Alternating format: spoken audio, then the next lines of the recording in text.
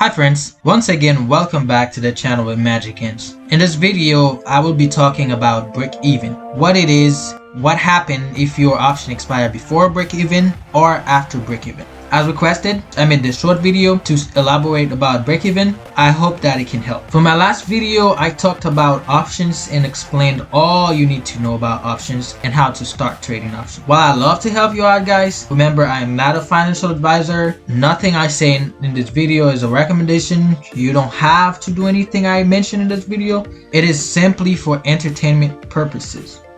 However, guys, if you learned something from this video, please remember to smash the like button, subscribe to become part of this family, and don't forget to turn on your notification for future videos. Without wasting any time, let's get started. So what is break-even? Break-even is the price a stock must reach in order for you not to lose nor to gain any money when the stock expires. So basically, it is the price it has to reach before you can make over what you paid for when the option expires at the expiration date. In this video, I use Apple as an example. We will go ahead and trade options for Apple. Again, if you want to know more about all these sections, please go watch my other video about options and how I explained everything that is presented here to you. So again, we will use Apple and we will use the $125 strike price as our example. If you want to buy this option, you will pay 93 cents. So how does the break-even work? I know guys, it can be confusing and it doesn't matter who you are. At first it will be confusing to you, so be patient, and if you need to rewind this video, do so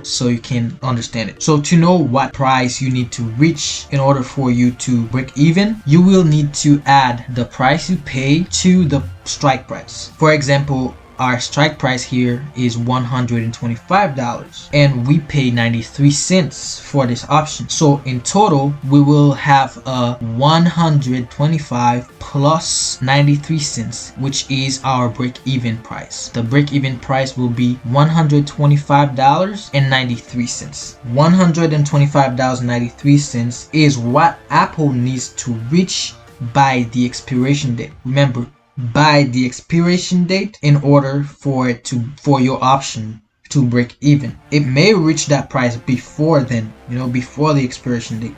It depends on how the stock or Apple is moving during that week. Let's say you buy this call for December 11th. So as you can see here, the expiration date is December 11th. Let's say you buy this for December 11th. If the stock does not go to $125.93 cents at the expiration time, the option will expire worthless. It means you get nothing back. You will lose the whole trade. But let's say it does go to $125.93. You let the option expire. Instead of taking profit during the week or before expiration date or expiration time, you let it expire. You will lose nothing and you will gain nothing. The option will exercise automatically and you will receive your 93 cents that you paid for your one contract, which is $93 in total when you multiply by the 100. And in total, you will get back $93 that you initially spent for this trade. So how can you make money if the stock break even or if it passes that break even point? Okay, if you let the option expire, you will get what you paid. Two, you will get anything above that break-even point. For example, let's say the stock price, which is $126, and your break-even price is $125.93. So you can go ahead and subtract $125.93 from 126. That is if you let the option expire on the date, expire by itself. So you will subtract $125.93 from the 126, which is about 7 cents. So 7 cents per share is what you get over what you paid for. So you paid initially 93 cents and the stock has to start from 0 to 93 cents again, and then that's when you reach your break-even point. And then anything after that is your profit if you let the option expire. So in this case, 7 cents will be our profit after the option exercised automatically. So we will make $100 in return. 93 cents is what you paid for and 7 cents is our profit. All right. But what happens to the rest of the money? The rest of my profit, where did it go? Because if I paid 93 cents and the stock price, which is 126, and I might have made a lot of money in between. It is true you made some profit in between before the expiration date. Unfortunately, if the option expires, that profit is gone. So you'll only get what you made over what you paid for this option.